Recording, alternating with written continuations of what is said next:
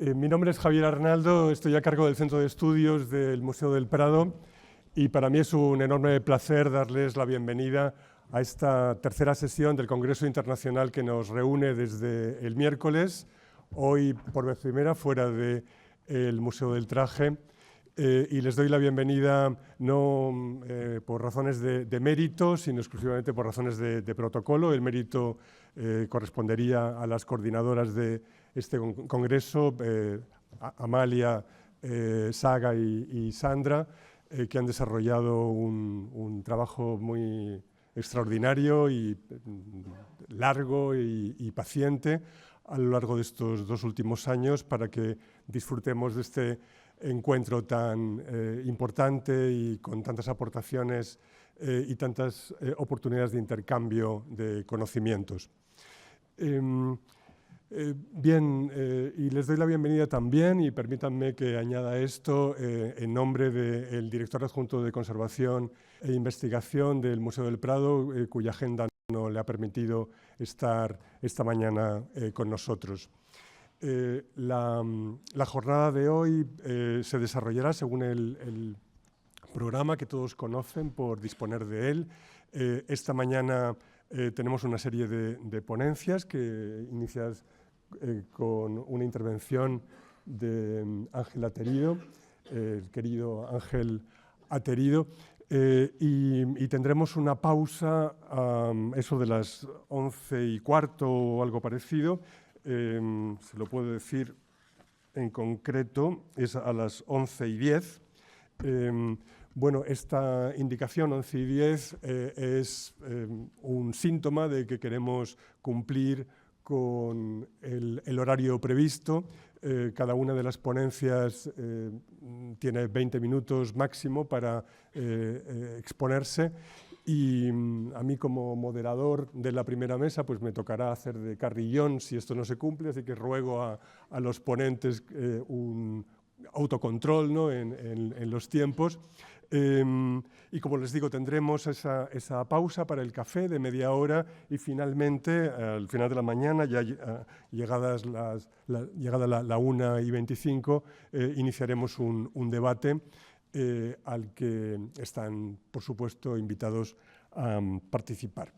La bienvenida es extensiva también para las personas que nos siguen en streaming. Una buena parte de los inscritos no son asistentes presenciales, sino que nos siguen en remoto y también podrán participar en los debates.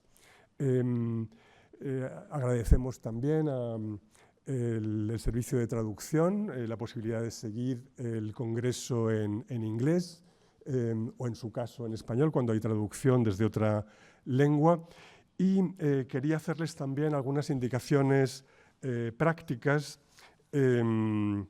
que, bueno, digamos, le quitan tensión dramática a lo que son los contenidos científicos del Congreso, pero es necesario indicárselo. Y es fundamentalmente que al haber introducido en el salón de actos, en el auditorio, bultos, durante la pausa o si se ausentan del auditorio, deben dejarlos aquí. Bueno, por supuesto, si se ausentan temporalmente, pero vamos, que sepan que durante la pausa estará cerrado, sus pertenencias estarán custodiadas, por así decirlo, y con la acreditación de la que disponen pueden visitar también las salas del museo. No así la exposición temporal. Para ello necesitan pedir un pase en el servicio que queda justo a la derecha cuando se sale, el mostrador de educación, ¿vale? Ahí enseñan su acreditación, dicen que quieren ir a la exposición temporal y les facilitarán un pase para hacerlo.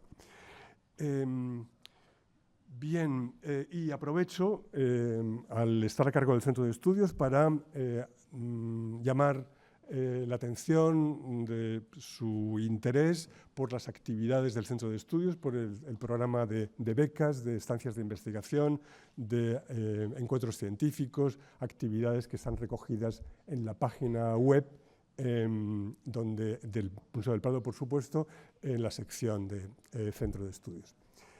Y sin más, damos paso ya a las intervenciones interesantes. Espero no haber robado demasiado tiempo con esta presentación y con verdadero interés por escucharle. Doy paso a Ángela Terido. Me han dicho que me ahorre presentaciones e introducciones. Esta mañana vamos como al asunto central, es el cambio de dinastía, la moda francesa desde la corte, la convivencia entre modas, también entre estamentos sociales que se atienen a esas modas, y para ello tenemos un plantel excepcional de investigadores que van a intervenir esta mañana, y bueno, pues quizá por orden alfabético le ha tocado a Ángela Terido intervenir en primer lugar. Bueno, muchas gracias.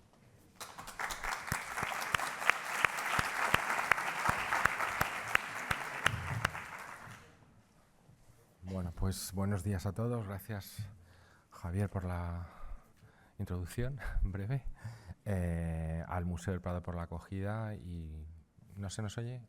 ¿Sí? Y sobre todo a las coordinadoras del Congreso, a Saga y a Sandra, y especialmente a Amalia, que es la que me ha metido en este brete, porque como verán no les voy a hablar de moda. La moda va a ser un elemento fundamental, distintivo dentro de una cadena de retratos, pero yo no soy especialista en moda y bueno, creo que era honesto. Así que después de lo que nos ha dicho Javier y con la imagen que tienen, empezamos al galope, ¿no? Que es lo que vamos a tener hoy la mañana. Bueno, dentro de la retratística borbónica les planteo, digamos, un momento en el que la imagen del soberano se consolida absolutamente con una estética, entre comillas, francesa, sobre todo, como les digo, marcada por el abandono de la moda y de la apariencia, sobre todo el traje de corte de los Habsburgo, con el que el rey había tanteado y que no había abandonado directamente hasta 1714, es decir, después de consolidarse y que se acabara la Guerra de Sucesión. Y estos retratos que se hacen a principios de la década de 1720 son fruto de la llegada del segundo pintor francés que reclama la corte después del experimento de Miguel Ángel Huas, que no conocemos muy bien porque muchos de los cuadros se quemaron seguramente en el incendio del Alcázar de 1734, pero que corresponde a un momento, como digo, de afianzamiento de la imagen. También tiene que ver con la política exterior española en ese momento.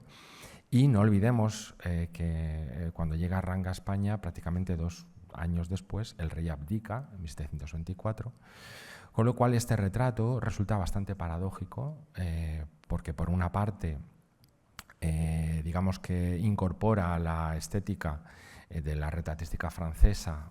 Les pongo un ejemplo previo con el que está directamente ligado, que es el cuadro de Pierre Mignard de Luis XIV, en el sitio de Kassel, en el que ven que prácticamente, en este caso, cambian cuestiones indumentarias, lógicamente con el momento en el que están uno y otro pintado, pero sobre todo añade elementos alegóricos que en la tradición española eran bastante extraños. Lo ven en el caso de la fama que hay en la parte superior. Bueno, no insisto mucho más en esta, digamos, introducción, ¿no? De los modos, vamos a decir, casi versallescos a la hora del retrato. Estaría este cuadro de Mignard, que sería el antecedente más claro. Luego del propio Mignard, en colaboración con Rigaud, el sitio de Namur, que es prácticamente igual, no se lo he traído por no sobrecargarnos de imágenes. y el propio Ranc en 1719 realizó este retrato. El de la derecha se conserva o se conoce gracias al grabado de Delin que les estoy proyectando, porque se ha perdido, del entonces regente de Francia, el duque de Orleans, como les digo, en el año 19 en el sitio de Fuenterrabía. Yo tengo mis dudas sobre la influencia de uno y otro. Creo que se retrotrae más a Miñar y al siglo finales del XVII, pero tampoco creo que sea muy importante. Sí ver un poco la diferencia y por dónde van los tiros, como apenas 12, 15 años después se mantiene esta cierta retórica, vemos el mantenimiento de la fama, y bueno, esta idea un poco menos solemne y más saltarina del cuadro de Van Loo, sobre el que simplemente sería el último de la serie en este sentido. Resulta interesante saber para dónde, que es de los pocos retratos que hace Ranc en ese momento, que sabemos para dónde van, aparte de los que luego acaban en la granja, en San Ildefonso.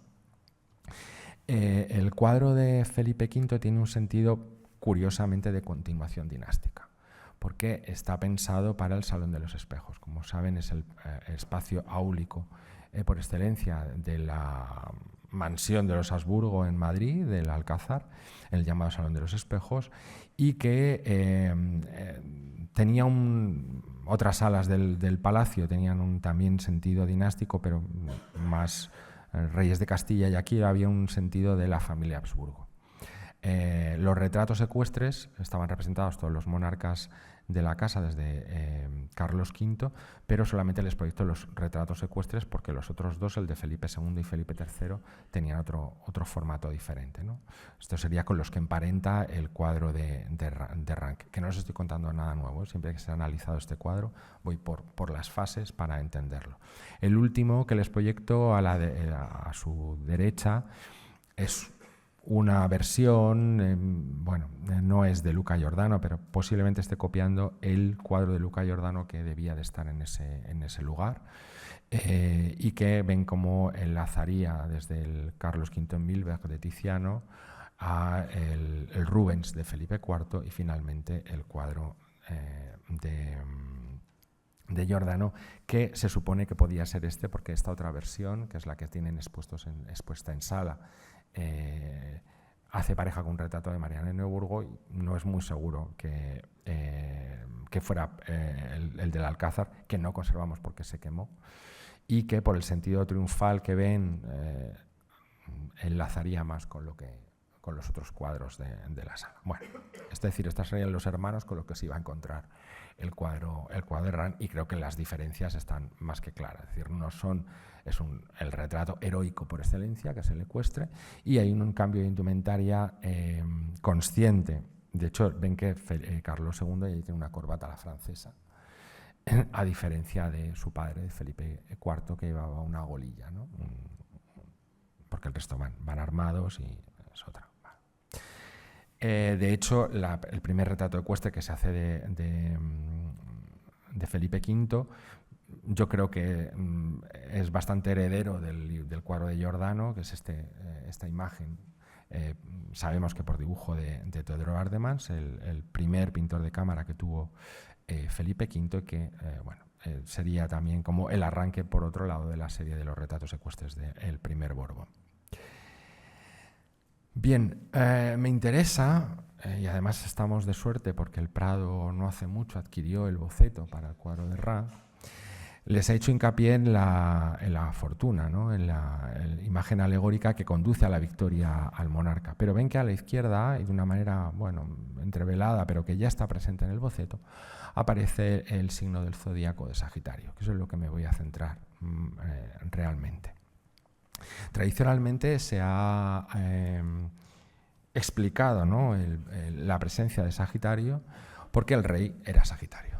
Había nacido un 19 de diciembre y esta costumbre de poner el signo, viene recogida la teoría de la retratística desde Alberti, y ya ponderaba que ese tipo de presencias simbólicas aludían al futuro prometedor y a las victorias del retratado, ¿no?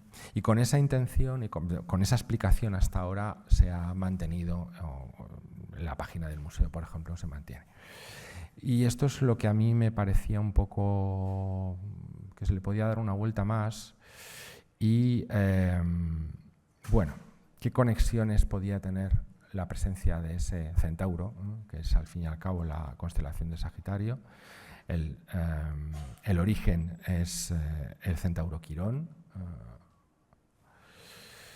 que, bueno, los centauros en la mitología son seres más bien brutales, pero en este caso Quirón era un sabio y fue al que Tetis encargó la educación de Aquiles, ¿no?, de uno de los héroes. De hecho, les proyecto ahí uno de los plafones que estaban en el apartamento del Gran Delfín, en el Palacio de las Tullerías, es decir, del padre de Felipe V, en el que la figura del centauro está incluida o está reclamada como una personificación de la educación o del educador.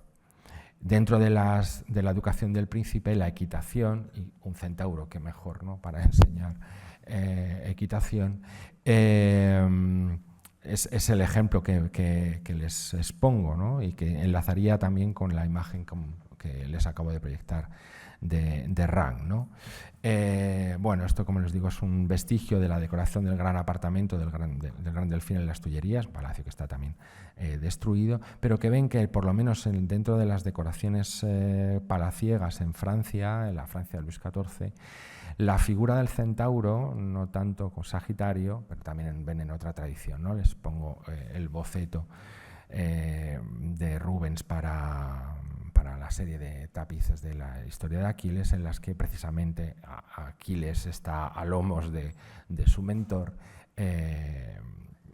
en ese ejercicio, ¿no?, en ese aprendizaje de la equitación, y que, como ven en el cuadro de Rang, el caballo está levantado de manos y que maneja perfectamente ¿vale? Incluso en la corte española se va a seguir manejando este tópico del centauro mentor, ¿no?, o profesor, aunque, bueno, de una manera un tanto remota. Este es el boceto para la decoración que se realiza delante de la Embajada de España en Roma para celebrar el natalicio del infante don Luis Antonio, ¿no?, del infante don Luis, y que precisamente es la educación de Aquiles, y se ve ahí el centauro recibiendo de la diosa Tetis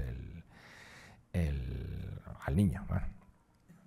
Sin embargo, hay un link, hay una conexión directa con el entorno de la educación del propio Felipe V, como es su mentor o su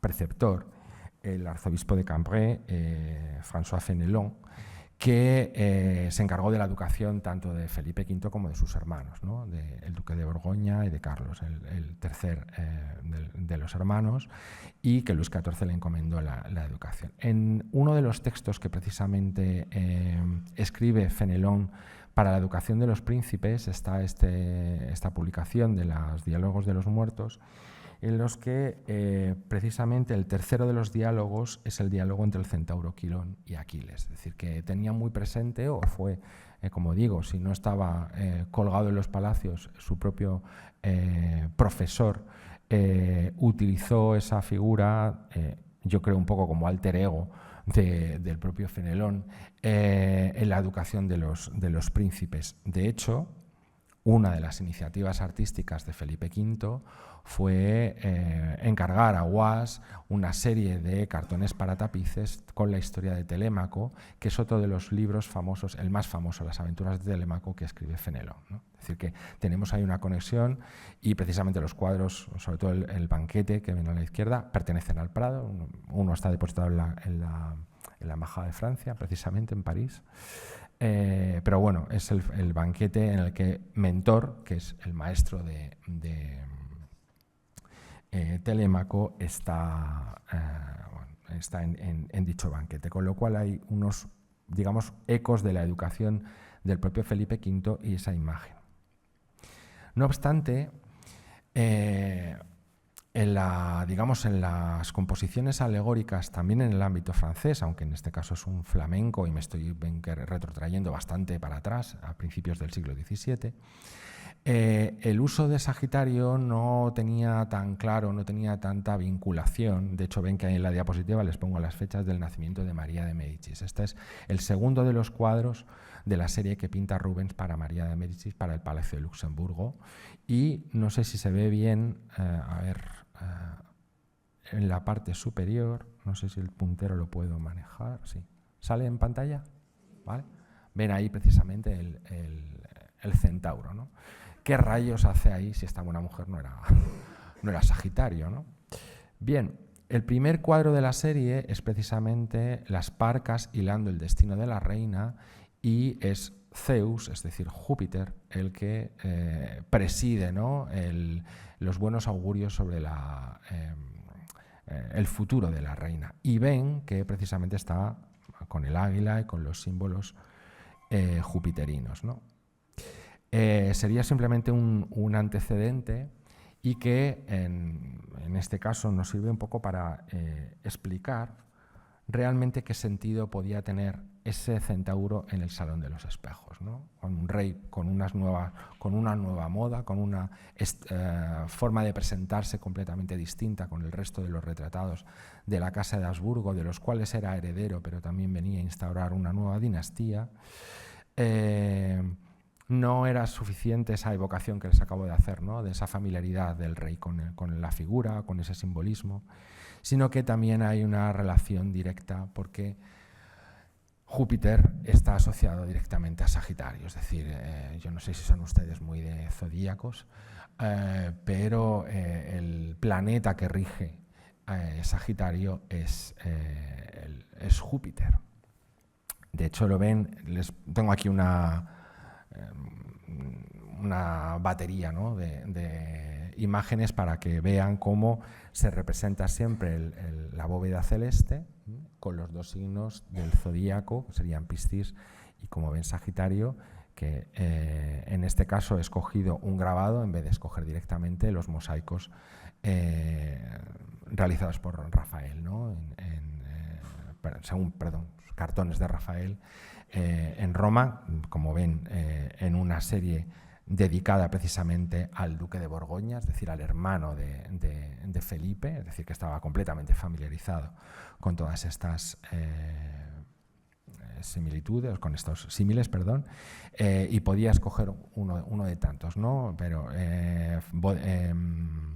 grabados flamencos sobre las series de los planetas, sobre los zodíacos, todos hacen incidencia en la misma asociación, ¿no?, al dios de dioses con la figura del Sagitario.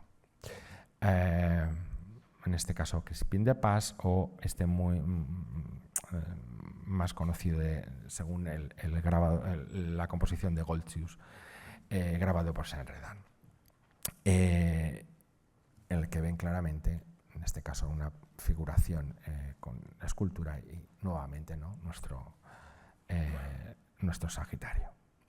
Así que si asociamos no tanto al bagaje educativo de Felipe V esa presencia, sino a la simbología, vamos a decir, jupiterina,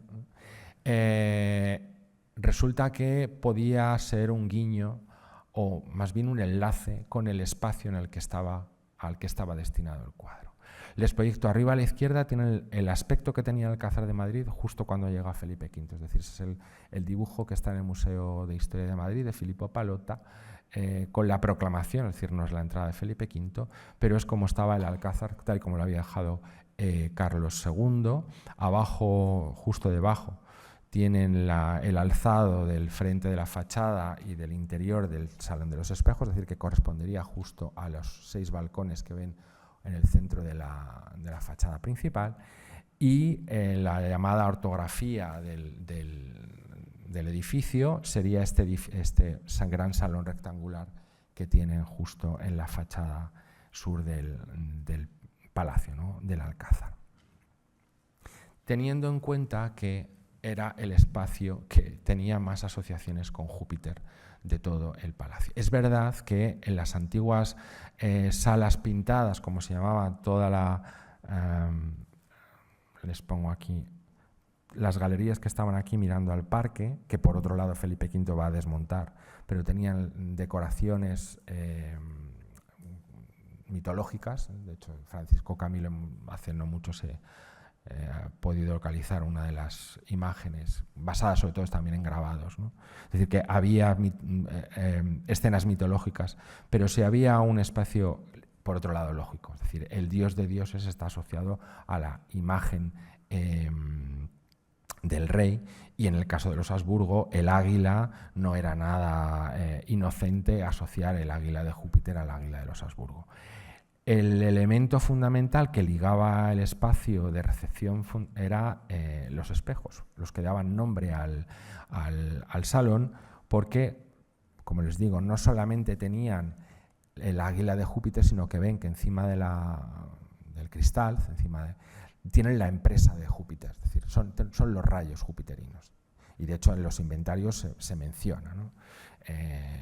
Bueno, el modelo de Domingo de la Rioja y estos elementos que se hacían en bronce y que destacaban.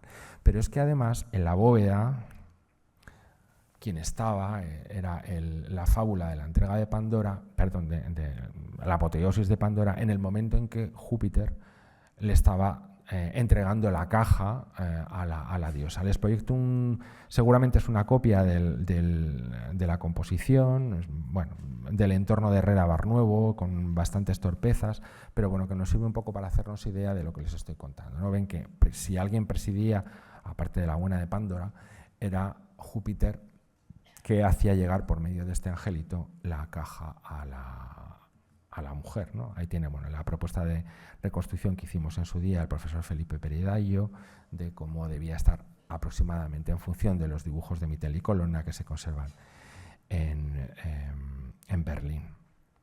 Bueno, pues después de esta pequeña vuelta de tuerca, del repaso, yo creo que aquí hay novedad, pero también hay una vinculación, o casi podríamos hablar de renovación de la imagen, algo que estaba haciendo Felipe constantemente, es decir, se tenía que demostrar heredero de la dinastía previa, había ganado una guerra defendiendo la legitimidad de su herencia, ¿no? de su derecho al trono, pero a la vez tenía y venía marcando unas diferencias. Desde que pisó España, los nobles españoles se quejaban precisamente de las diferentes formas de trato y cómo la discrecionalidad del rey venía a alterar el orden que habían respetado hasta entonces los Habsburgo, es decir, marcar lo nuevo y lo viejo. Si confrontamos el cuadro no se preocupen que acabo aquí, el cuadro de Rand con sobre todo el Carlos V en Milberg, que está completamente desnudo de toda esta carga alegórica, vemos que no es simplemente una referencia biográfica o vital al natalicio del rey, a ese signo del zodíaco que se las prometía aventurosas para Felipe, sino que era también demostrar que él estaba bajo el signo de Júpiter, exactamente igual que el resto de los reyes que estaban colgados o cuyos retratos estaban colgados en la sala más importante del Alcázar. Muchas gracias.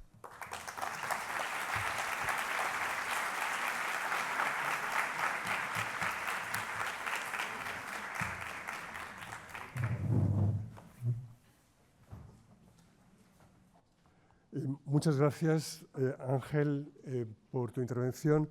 Damos paso entonces a la ponencia que nos va a exponer José de la Mano, a quien desde luego agradecemos su participación. Es bien conocido como galerista, pero también así como historiador del arte experto en el 18, con trabajos sobre Maella, Goya y otros.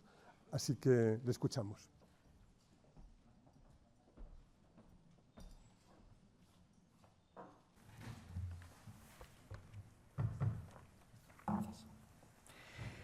Bueno, antes de nada, agradecer a Amalia Descalzo la invitación a participar en este congreso, al que ha asistido los 3 días, y desde luego avanzar, que yo no soy experto en moda, he trabajado mucho pintura española del siglo XVIII y que he hecho un auténtico esfuerzo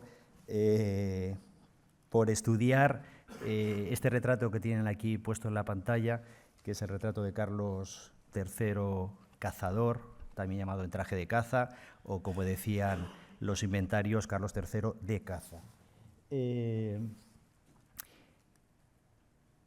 Hasta la fecha es un retrato que indudablemente ha pasado bastante desdibujado en lo que es la crítica goyesca, que hay 5 ejemplares del retrato y parece que ha habido toda una lucha por encontrar cuál era la cabeza de serie sin intentar estudiar en contexto todo este grupo de cuadros.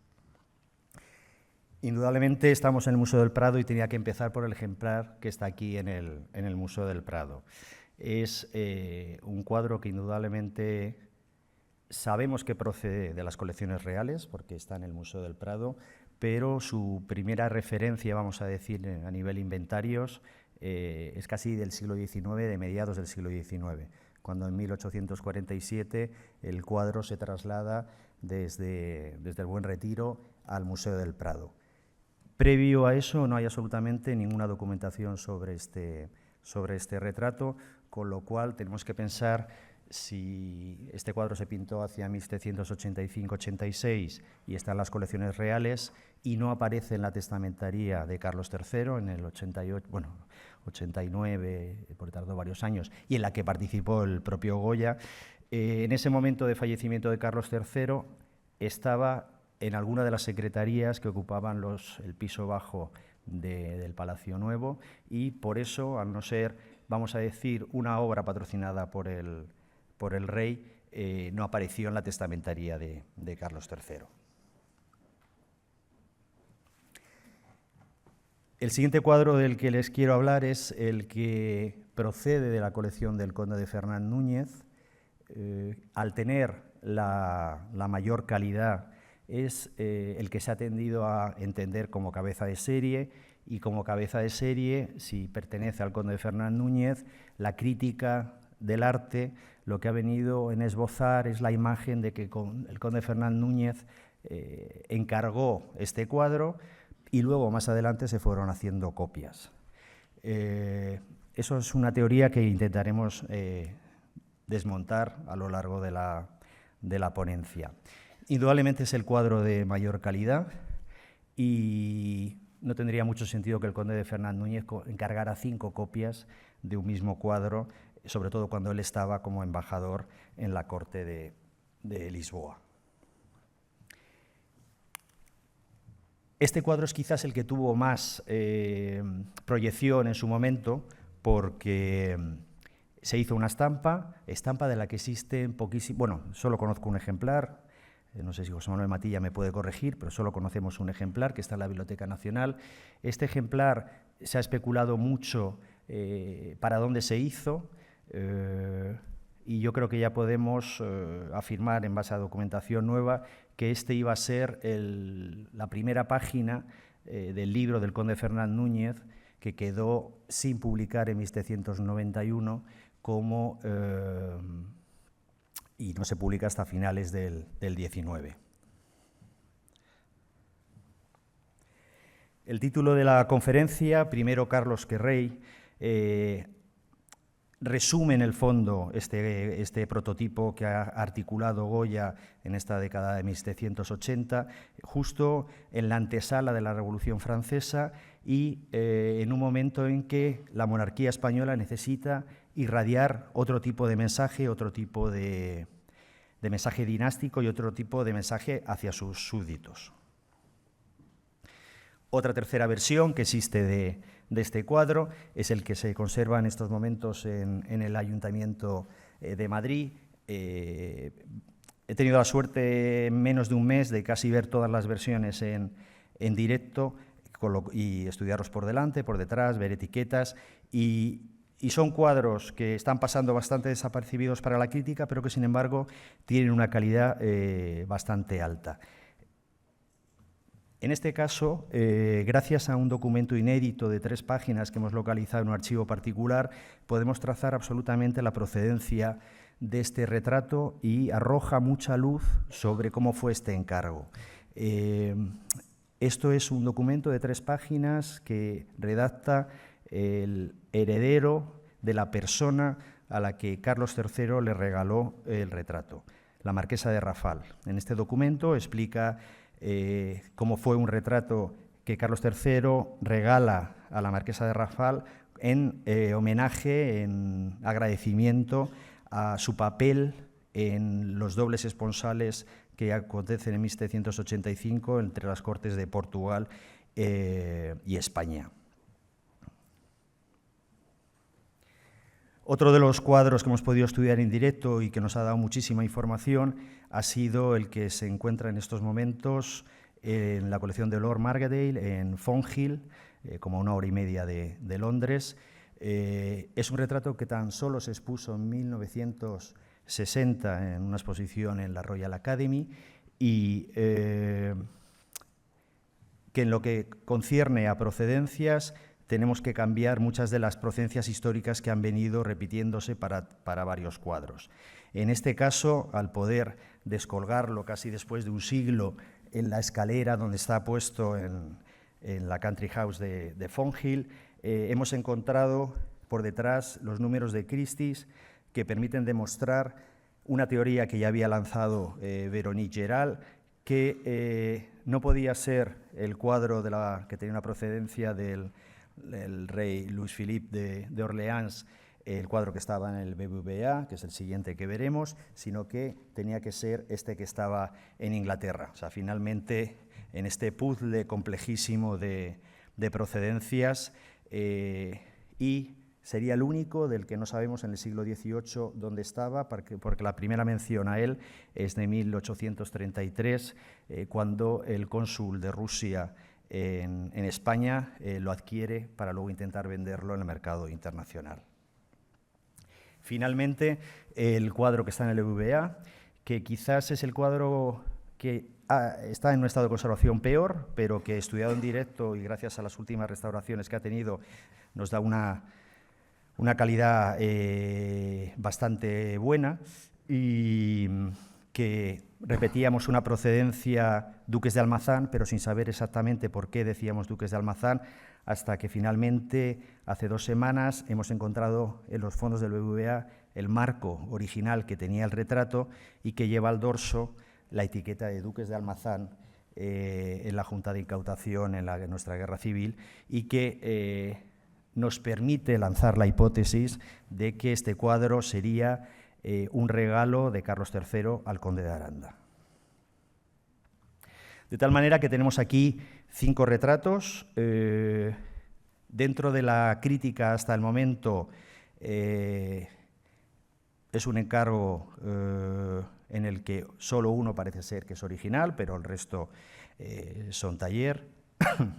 De hecho, les pongo las imágenes de 2 exposiciones que hubo casi de manera concurrente, 2015-2016, la National Gallery de Londres, en la exposición de Portraits, comisariada por Xavier Bray, presentaba el cuadro de Fernán Núñez como casi único original, y el Museo del Prado, 5 meses después, en el 2016, hacía una pequeña exposición, no sé si a raíz de la exposición de Londres, pero hacía una pequeña exposición al haberle hecho la radiografía, haber limpiado el cuadro y haber hecho los infrarrojos, en el que, a raíz de una serie de arrepentimientos, también se presentaba como un presunto primer cabeza de serie de este encargo.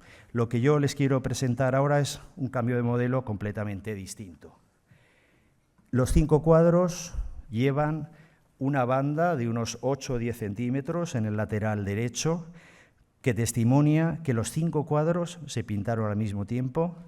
En primer lugar, indudablemente, se aparejaron, vamos a decir, el lienzo, imprimaron todo al mismo tiempo, y luego esas supuestas arrepentimientos que tiene el cuadro de la versión del Museo del Prado se repite a lo largo de otras versiones, con lo cual quiere decir que se cambiaba la composición y se intervenía pues, en otros dos, y que ya estaban hechos, pero luego se seguía haciendo con ese cambio compositivo, con lo cual lo que quiero lanzar la hipótesis, más que respuestas, voy a plantear problemas, es que este encargo fue un encargo de 5 cuadros a Francisco de Goya en 1785-1786, todos al mismo tiempo.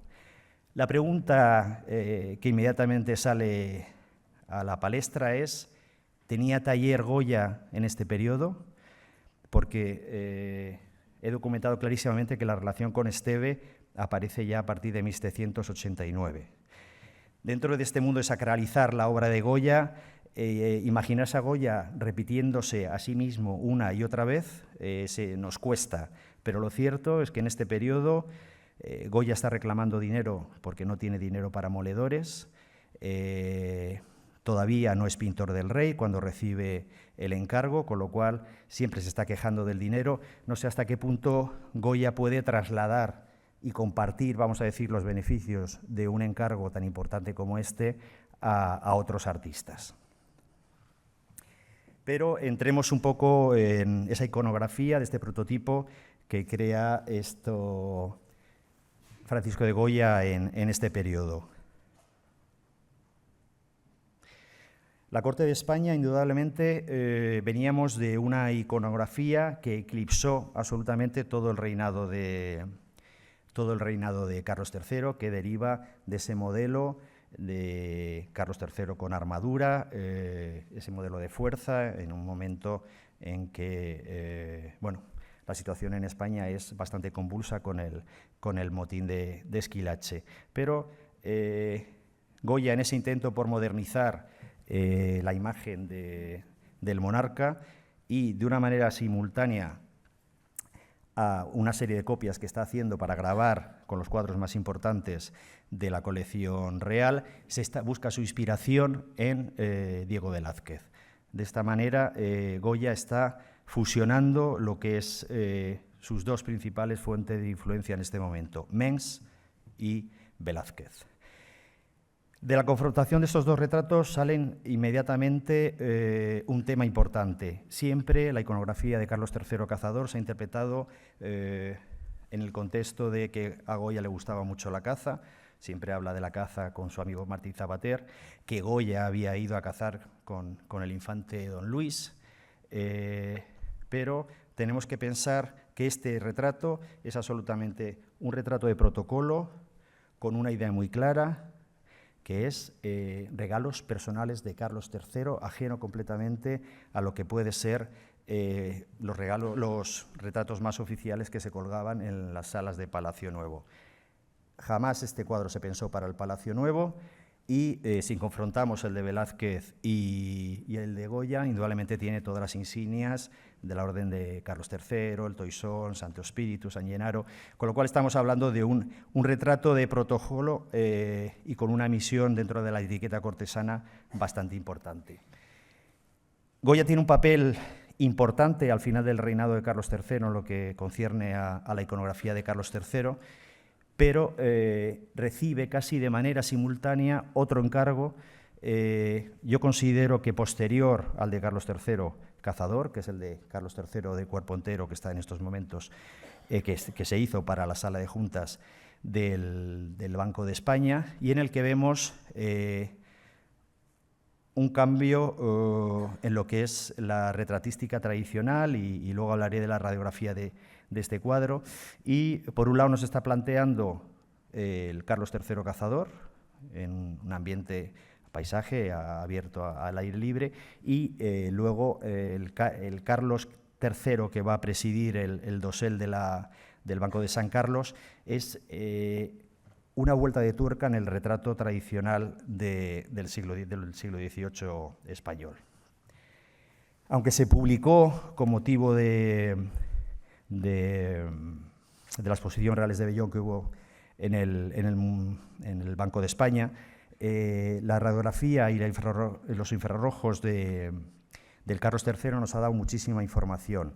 Eso que en principio podría ser como un calco que nos permitiría repetir el rostro del monarca, creo que indudablemente está sacado de la estampa de Carmona de 1782 que difundió un poco la iconografía de Mens en esos últimos años del periodo del reinado.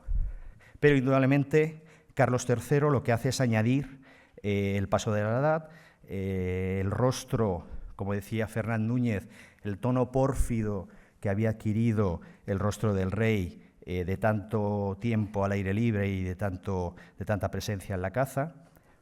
Y dentro de ese contexto de representar al rey, tenemos que pensar que el traje de cazador es absolutamente también importante dentro de este nuevo prototipo que está creando.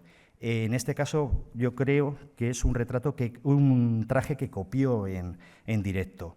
Igual que Maella, en el retrato de 1785 que se hace de la infanta Carlota Joaquina, está copiando en directo el traje y copiando los encajes, incluso hablando de los colores. Amelia Aranda me ha dicho que en el 18 no ha encontrado ninguna documentación sobre pintores que retratan trajes, pero que en el 19 Vicente López hay una documentación que se traslada el traje del Real Guardarropa y que incluso se llega a trasladar las joyas, con lo cual no es de extrañar que Goya retratara también el traje. Encaja muy bien este traje con la descripción que hace de la vida de Carlos III y su relación con la caza, el conde de Fernán Núñez. Habla de la casaca, habla que lleva una casaca en verano y una casaca en invierno. Habla de la chupa, de tal manera que lleva una especie de chupa de ante para invierno y una de seda azul para verano. Y, como veremos más adelante, habla del calzón. En esta descripción del conde de Fernán Núñez, si la relacionamos con el retrato de Carlos III, no sabemos si sería de invierno o de verano, porque esa casaca de grisácea nos llevaría a una temporada del año y la chupa nos llevaría a otro. Pero si confrontamos este retrato de Carlos III con el del príncipe de Asturias, quedaría más o menos claro que se pintó en verano y que se pintó en el Real Sitio de Aranjuez, o Goya pretendía representar el Real Sitio de Aranjuez. Un pequeño detalle que había en la descripción de Fernán Núñez es esa mención al calzón negro de ante, que Goya retrata aquí. Es un calzón negro de ante que se hace en la Real Fábrica de Curtidos de la Villa de Aravaca, de la que no había mucha documentación, pero que hemos conseguido armar un poquito su historia.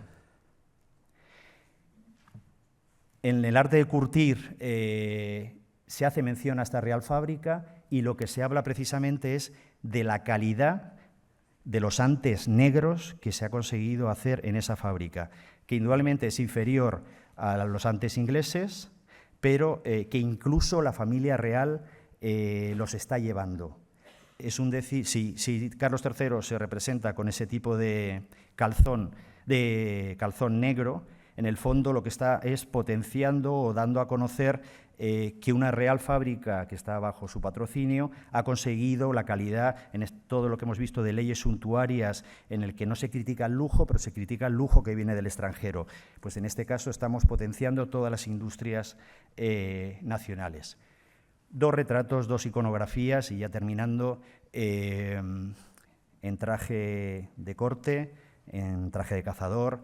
La radiografía del cuadro de Carlos III nos demuestra cómo la primera representación fue con la mano apoyada en un bufete y con un recado de escribir que abandona inmediatamente porque es una iconografía demasiado antigua para ese momento, y luego la moderna, absolutamente moderna, imagen de Carlos III Cazador, que tiene ya un desarrollo, yo creo, muy superior en la época de Carlos IV, con un desarrollo y una divulgación mucho mayor.